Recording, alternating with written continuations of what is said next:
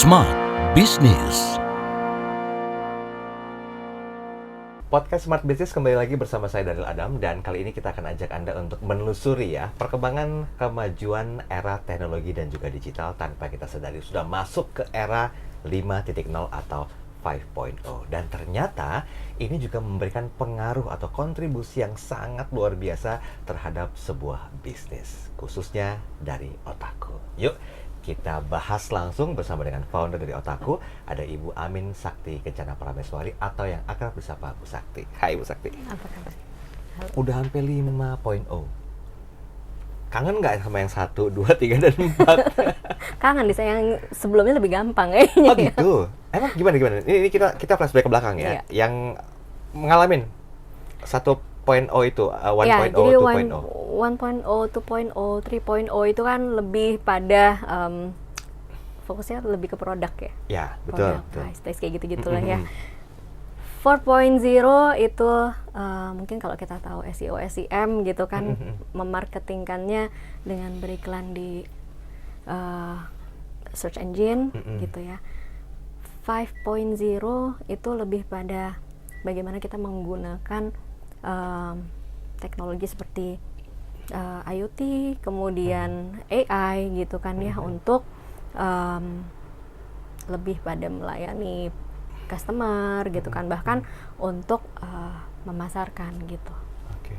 Jadi penerapan itu sebenarnya satu bentuk adaptasi tersendiri ya dari sebuah bisnis ya. Betul. Berapa lama kira-kira adaptasinya gitu? Kalau dari sisi kita ini lagi masih proses beradaptasi dengan 5.0 gitu ya. To be honest gitu ya, karena memang 5.0 dengan menggunakan AI ini tidak sesimpel oke, kita beli license-nya dan ini bisa jalan gitu. Banyak informasi yang harus kita feeding di dalamnya gitu. Okay. Jadi kalau saya ambil contoh gitu kan ya, misalkan kita sekarang kan ada ya robot untuk jawab misalnya untuk customer service gitu ya, melalui WA gitu kan ya. Contohnya, cariin saya tiket Jakarta ke Belanda misalnya, ya ke Amsterdam gitu. Kalau kita nggak feeding informasinya, dia akan dia akan pilih satu penerbangan yang misalkan kita udah kasih aja yang paling murah gitu. Tapi kalau kita nggak feeding informasinya, udah dikasih yang paling murah, ternyata dia stopnya banyak gitu. Jadi di ilmu booking airlines, booking ticketing gitu ya, itu kita juga banyak harus mempelajari bahwa misalkan stopnya banyak, ini pindah pesawat kah atau change airlines kah gitu kan, banyak nih rentetannya.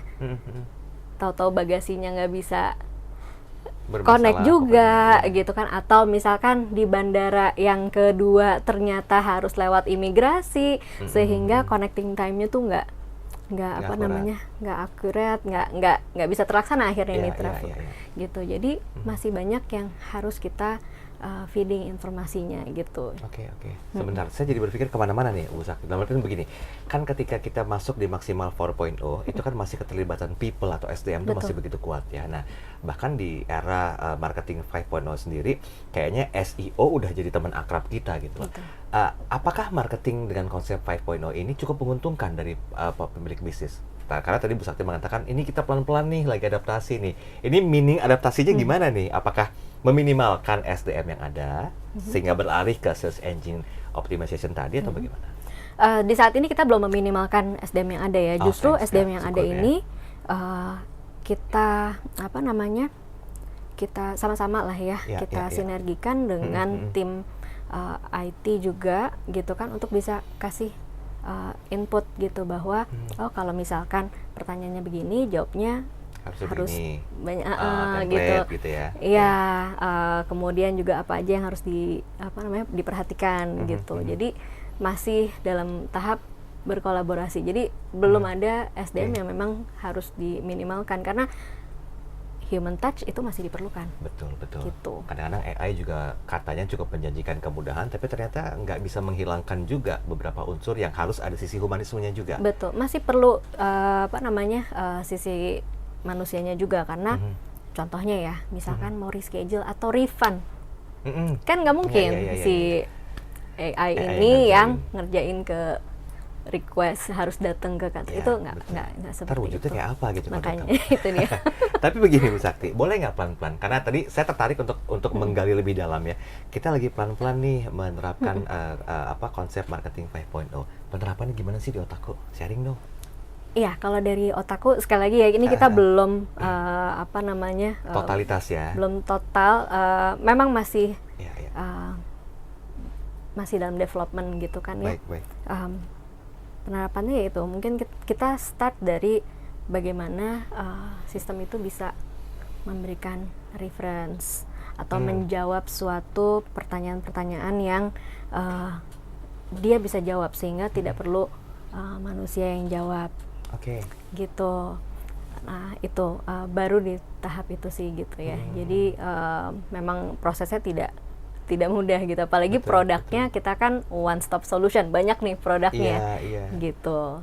Jadi ya makanya tadi dari produk yang banyak itu nggak menjadi sebuah elemen pendukung untuk bisa melancarkan marketing 5.0 ini.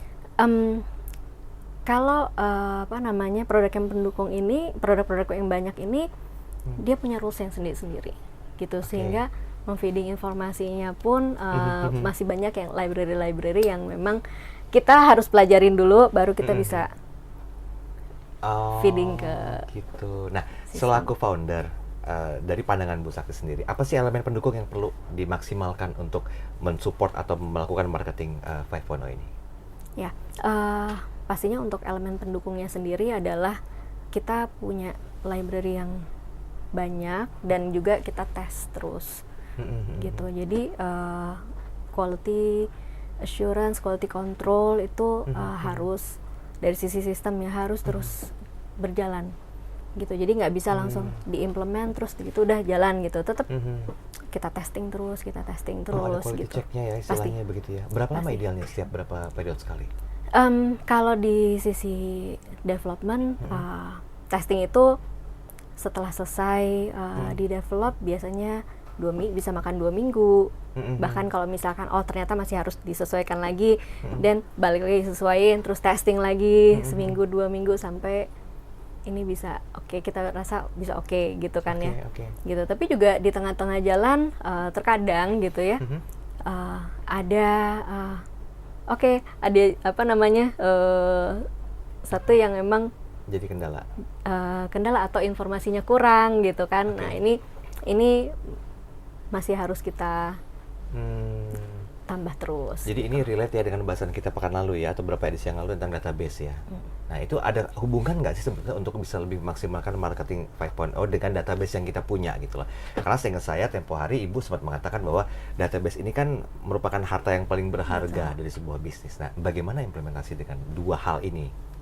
Ya, jadi untuk penerapan marketing 5.0 dengan database pasti sangat relate gitu kan ya, karena kita tahu behaviornya, kemudian kita tahu informasi apa yang harus di feeding gitu kan ya.